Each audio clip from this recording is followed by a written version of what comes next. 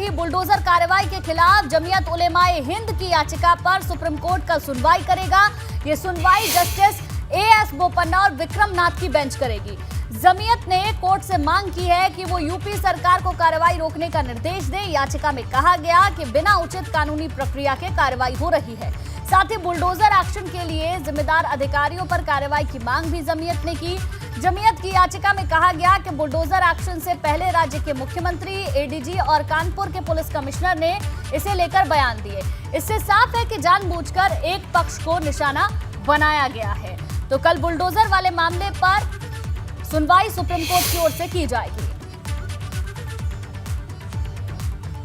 Bulldozer कार्रवाई रोकने के खिलाफ कल सुप्रीम कोर्ट सुनवाई करेगा। एक याचिका सुप्रीम कोर्ट में जमीयत उलेमाए हिंद की ओर से लगाई गई है, जिस पर कल सुप्रीम कोर्ट की ओर से सुनवाई की जाएगी। जिस तरीके से जावेद पम्प के मकान को ढहाया गया, हालांकि यूपी सरकार इस बात को पहले ही स्पष्ट कर चुकी है कि ये जो कार्रवाई हो रही है अवैध निर्माण के खिलाफ हो रही है। लेकिन इन सब के बीच में जमीयत उलेमाए हिंद ने सुप्रीम कोर्ट में एक याचिका लगाई है, जिसमें कि बुलडोजर की जो कार्रवाई हो रही है उस पर रोक लगाने की मांग की गई है। अब कल क्या कहा जाएगा सुप्रीम कोर्ट की ओर से, देखने वाली बात होगी। खबर गोंडा से है, जहां अंबेडकर चौराहे पर अतिक्रमणकारियों पर एक बार फिर जिला प्रशासन का बुलडोजर गरजा है। दरअसल अतिक्रमण के चलते जाम की समस्या से अक्सर लोगों को जूझना पड़ता है, जिससे जिला प्रशासन ने कार्रवाई का मन बनाया और अब अंबेडकर चौराहे से लेकर गुरु नानक चौराहे तक लगातार अतिक्रमण हटाने का काम भी चलता रहेगा। तो अवैध अतिक्रमण पर गोंडा में भी प्रशासन का बुलडोजर चला है। पहले नोटिस भी दिया गया था, लेकिन नोटिस के बावजूद भी अवैध अतिक्रमण को नहीं हटाया गया और उसके बाद प्रशासन का बुलडोजर गोंडा में भी चला है। इस दौरान की तस्वीरें आप देख रहे हैं।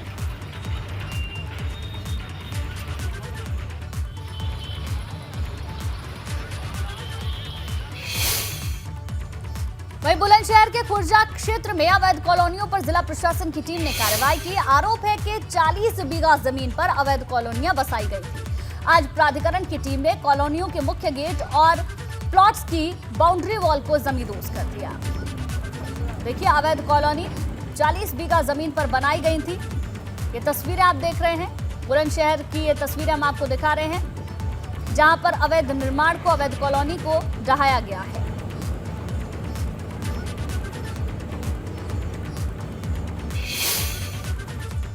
वहीं फतेहपुर के विजयपुर ब्लॉक के मंडोली गांव में करीब 40 साल पहले बने स्कूल पर प्रशासन ने बुलडोजर चलाया। आरोप है कि सरकारी जमीन पर अवैध कब्जा कर इस स्कूल को बनाया गया था। तो देखिए, फतेहपुर से भी कुछ ऐसी ही तस्वीर सामने आई, जहां प्रशासन का बुलडोजर चला है। जानकारी ये है कि अवैध कब्जा करके स्कूल को यहां पर बनाया गया था, जिसके बाद प्रशासन ने यहां पर बुलडोजर चलाया है। और उस दौरान की ये तस्वीरें आपकी टेलीविजन स्क्रीन पर।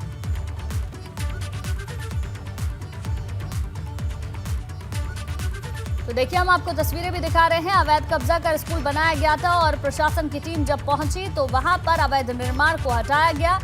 फतेहपुर से ये कार्रवाई के दौरान की तस्वीरें हम आपको दिखा रहे हैं। और अब बात प्रयागराज हिंसा की, जहां पुलिस लगातार एक्शन मोड में है। अब हिंसा के 59 आरोपियों के पोस्टर चस्पा कर दिए गए, जिन्होंने 10 जून को अटाला इलाके में नमाज के बाद पत्थरबाजी को अंजाम दिया था।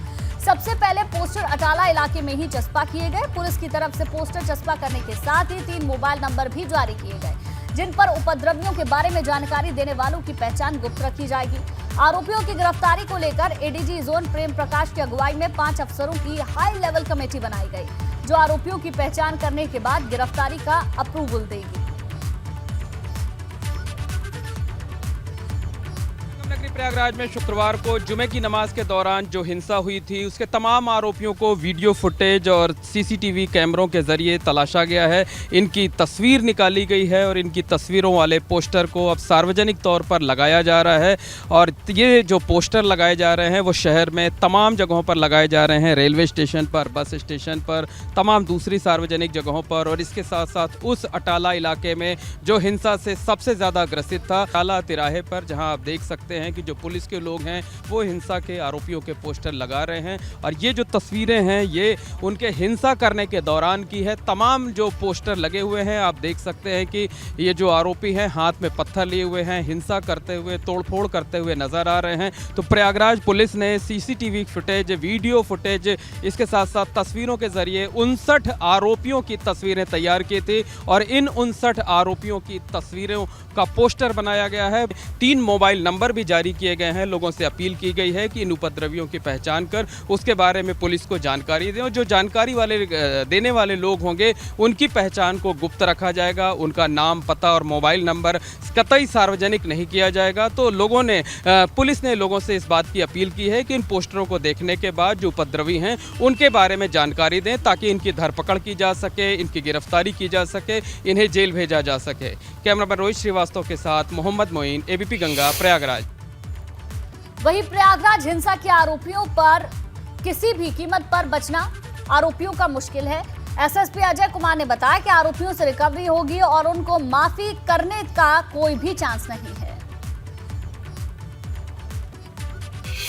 92 लोग न्यायिक अभिरक्षा में भेजे जा चुके हैं।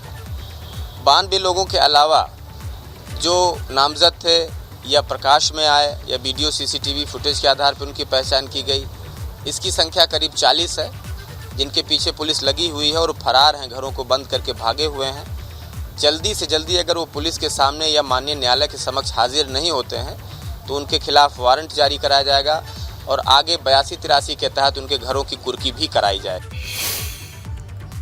आगे बढ़ते हैं बरेली से खबर, जहां मौलाना तौकीर रजा का बड़ा ऐलान। अब शुक्रवार की जगह रविवार को प्रदर्शन होगा। 17 जून की जगह 19 जून को प्रदर्शन का ऐलान किया गया है। मौलाना तौकीर रजा ने प्रेस कॉन्फ्रेंस कर यह ऐलान किया है। इस्लामिया ग्राउंड में नुपुर शर्मा के खिलाफ प्रदर्शन करने की बात कही जा रही थी, जो कि पहले 17 जून को होना था प्रदर्शन, लेकिन अब उसकी तारीख बदल दी गई है। प्रदर्शन तो होगा लेकिन शुक्रवार की जगह अब रविवार को इस्लामिया ग्राउंड में नुपुर शर्मा के खिलाफ प्रदर्शन किया जाएगा। तो ये बड़ी खबर आपको बता दें, जहां मौलाना तौकीर रजा ने प्रेस कॉन्फ्रेंस कर ये ऐलान किया है 17 जून की जगह 19 जून को प्रदर्शन किया जाएगा। आपको बता दें, बड़ा ऐलान किया गया था कि शुक्रवार को नुपुर शर्मा के खिलाफ प्रदर्शन किया जाएगा और ये प्रदर्शन 17 जून को होगा, लेकिन अब तारीख में बदलाव किया गया है। 17 जून की जगह पर अब 19 जून को प्रदर्शन का ऐलान किया है। प्रेस कॉन्फ्रेंस करके ऐलान किया गया। हमारा प्रदर्शन इतवार, आने वाले इतवार को होगा और उसमें किसी किस्म की नारेबाजी नहीं की जाएगी, प्रदर्शन नहीं किया जाएगा, जाम नहीं किया जाएगा, सड़कों पर घेराव नहीं किया जाएगा। एक अलग कैंपस है, इस्लामिया इंटर कॉलेज की फील्ड है, वहाँ तमाम लोग जमा होंगे। दुरूद शरीफ का नजराना पेश किया जाएगा। अपने मुल्क के अमन व अमान की, भाईचारे की और तरक्की और खुशहाली की दुआ की जाएगी। हमारा प्रदर्शन इतवार, आने वाले इतवार को होगा और उसमें किसी किस्म की नारेबाजी नहीं की जाएगी, प्रदर्शन नहीं किया जाएगा, जाम नहीं किया जाएगा, सड़कों पर घेराव नहीं किया जाएगा। एक अलग कैंपस है, इस्लामिया इंटर कॉलेज की फील्ड है, वहाँ तमाम लोग जमा होंगे। दुरूद शरीफ का नजराना पेश किया जाएगा। अपने मुल्क के अमन व अमान की, भाईचारे की और तरक्की और खुशहाली की दुआ की जाएगी। आने वाले जुमे की नमाज के लिए बुलंदशहर प्रशासन फिर से अलर्ट हो गया है। आज बुलंदशहर में जिला प्रशासन ने नरसल घाट के साथ साथ घनी आबादी वाले इलाकों में पुलिस के साथ फ्लैग मार्च किया। पुलिस अफसरों ने सभी समुदाय के लोगों से शांति बनाए रखने की अपील की।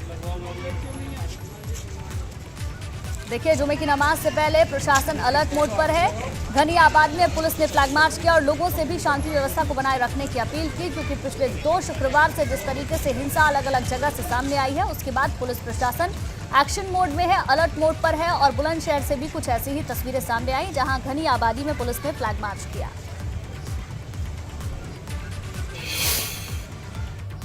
इधर एटा में भी जुमे की नमाज और तौकीर रजा के विरोध प्रदर्शन के ऐलान को देखते हुए प्रशासन अलर्ट हो गया है। आज जिले के डीएम और एसएसपी ने पुलिसकर्मियों के साथ शहर की मुस्लिम आबादी में फ्लैग मार्च किया। प्रशासन ने सभी लोगों से शांति और सद्भाव बनाए रखने की अपील की। कल अलीगढ़ मंडल के डीआईजी दीपक अग्रवाल ने भी एटा आकर शांति और सौहार्द की अपील करते हुए कानून व्यवस्था की समीक्षा भी की। इसके क्रम में लगातार थाने पे बैठ के, जिला स्तर पे बैठ के की जा रही है। इसमें जितने भी हमारे व्यापारी साथीगण हैं, शहर के जितने महानुभाव हैं, सभ्यान नागरिकगण हैं, सभी को इससे जोड़ा जा रहा है और ये संदेश भाईचारे का दिया जा रहा है सभी लोगों को कि सभी लोग, अगर उनको किसी को भी कुछ भी पता चलता है, कोई भी घटना होने की अंदेशा है, तो वो हमें सूचित करें कि जिससे कि समय रहते किसी भी घटना को रोका जा सके।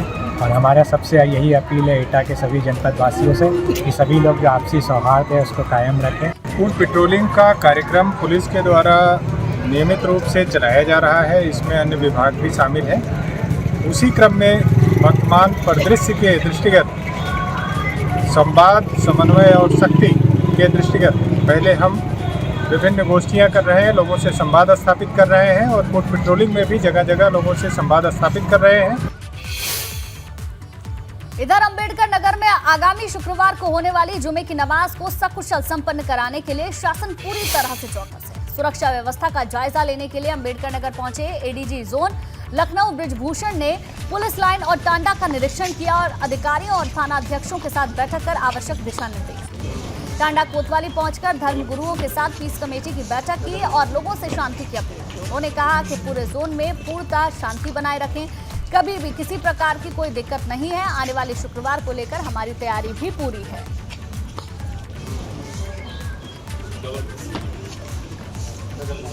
देखिए, अंबेडकर नगर में भी पुलिस प्रशासन एक्शन मोड में है। जुमे की नमाज के लिए प्रशासन पहले से ही अलर्ट मोड है। लोगों से भी अपील की जा रही है कि शांति व्यवस्था को बनाए रखें। देखिए, एक तो मैं आपको ये बड़ा स्पष्ट कर दूं, पूरे जोन में टोटल शांति है, बहुत ही अच्छा माहौल है, कहीं किसी प्रकार की कोई बात नहीं है, पहली बात। दूसरा, जहाँ तक आने वाले शुक्रवार की बात है, तैयारी हमारी पूरी है। हम लोगों ने जन संवाद भी किया है, जितने धर्मगुरु हैं, पीस कमेटी के लोग हैं, मोजिज लोग हैं, उन सबसे संपर्क किया गया है, उन सबका सहयोग लिया जा रहा है। आगे बढ़ते हैं। उत्तर प्रदेश पुलिसिंग को बेहतर करने के लिए योगी सरकार मेगा प्लान पर काम कर रही है। अगर ये प्रोजेक्ट जमीन पर उतरा तो न सिर्फ कानून व्यवस्था में काफी कारगर साबित होगा, बल्कि विदेशों की तर्ज पर इमरजेंसी में भी यहां पर मदद मिलेगी।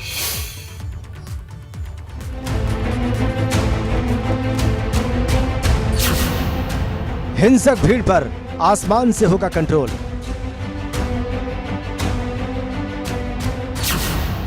कई जगह उपद्रव के बाद धांसू प्लान तैयार।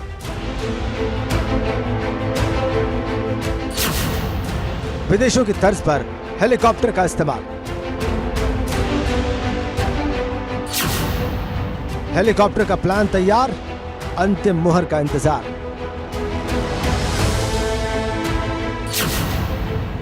जमीन पर बुलडोजर, आसमान में हेलीकॉप्टर।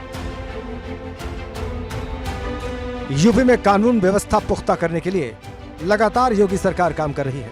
अपराधियों पर बुलडोजर एक्शन के बाद अब योगी सरकार पुलिस के लिए मेगा प्लान पर मंथन करने में जुट गई है।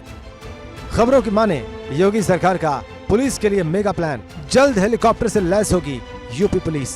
पुलिस के बेड़े में हेलीकॉप्टर शामिल होंगे। कई कंपनियों ने गृह विभाग को प्रेजेंटेशन दिया। अपर मुख्य सचिव गृह के सामने प्रेजेंटेशन हुआ। आने वाले दिनों में यूपी पुलिस और आधुनिक हो सकती है, हेलीकॉप्टर से लैस हो सकती है। इसे लेकर शासन स्तर पर विचार भी शुरू हो गया है। अगर बात करें तो एयर बस हेलीकॉप्टर के प्रतिनिधि जो हैं उनकी तरफ से एसीएस होम के सामने एक प्रेजेंटेशन भी दिया जा चुका है और हेलीकॉप्टर से पर्यटन, पुलिसिंग और आपातकाल की स्थिति में किस तरह से इस्तेमाल इसका किया जा सकता है, कितनी उपयोगिता हो सकती है, इसको लेकर ये पूरा प्रेजेंटेशन दिया गया। बताया गया इस प्रेजेंटेशन में कि किस तरह से अगर हेलीकॉप्टर का इस्तेमाल किया जाता है तो उसकी मदद से आपदा की अगर कोई स्थिति, आपातकालीन स्थिति है, तो कैसे वहाँ सहायता पहुँचाई जा सकती है। इस प्रेजेंटेशन में हेलीकॉप्टर की कई खूबियों के बारे में विस्तार से बताया गया, लेकिन सबसे अहम इस्तेमाल हिंसक प्रदर्शन और दंगा नियंत्रण में मददगार माना जा रहा है।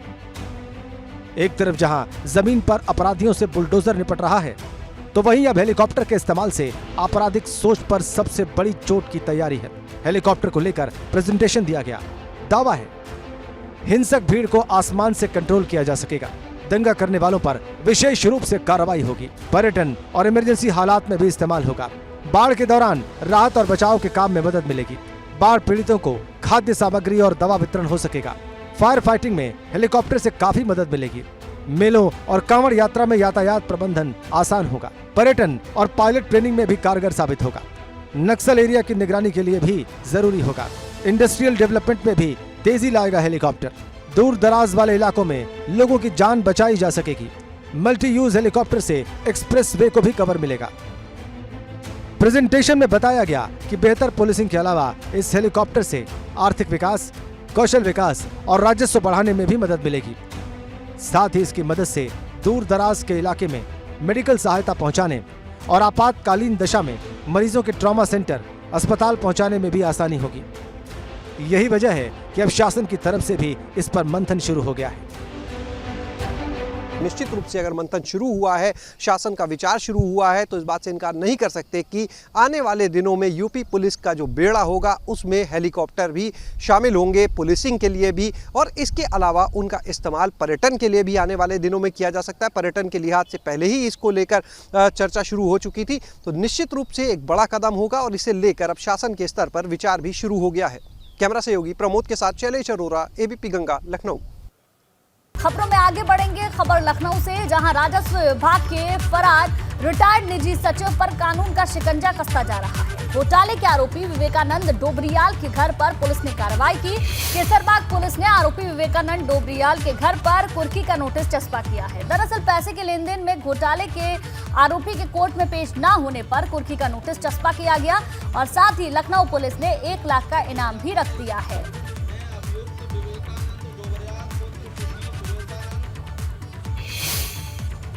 2 मई को विवेकानंद डोबरियाल के खिलाफ एक अभियोग कैसरबाग थाने में पंजीकृत हुआ था, जिसमें ये वांछित हैं, मुलजिम हैं। इनके ऊपर जो है 1 लाख का इनाम भी घोषित है।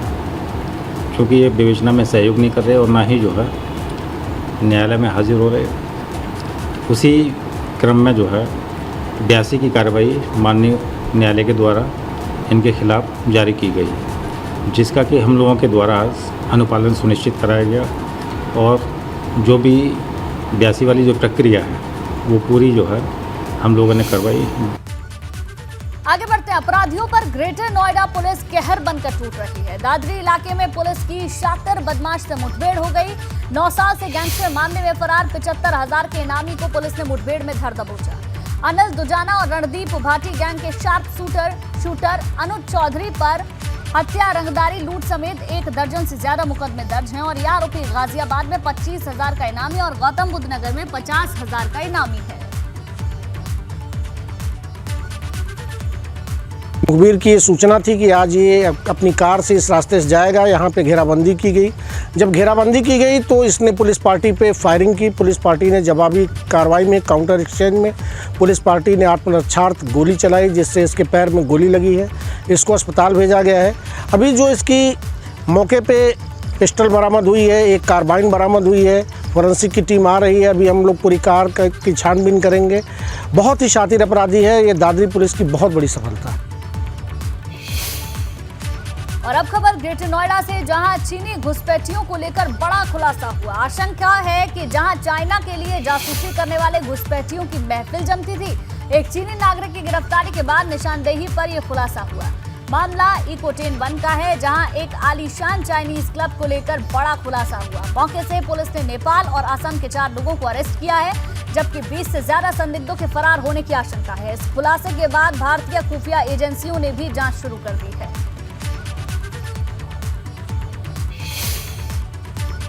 और अब खबर वाराणसी से है, जहां मेंटल हॉस्पिटल में एक हफ्ते के अंदर 5 मरीजों की मौत के मामले ने तूल पकड़ लिया है। डीएम के आदेश पर इस मामले में जांच टीम गठित की गई है। राजकीय मानसिक चिकित्सालय में किसी अव्यवस्थाओं की आशंका है।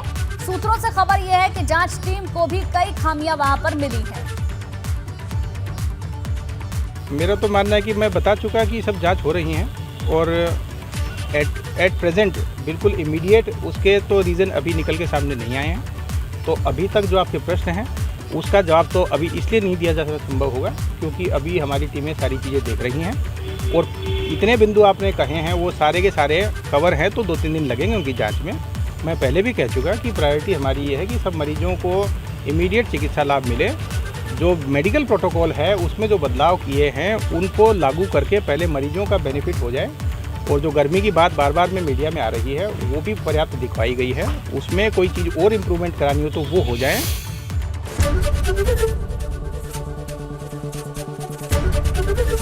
एबीपी गंगा, खबर आपकी, जुबान आपकी।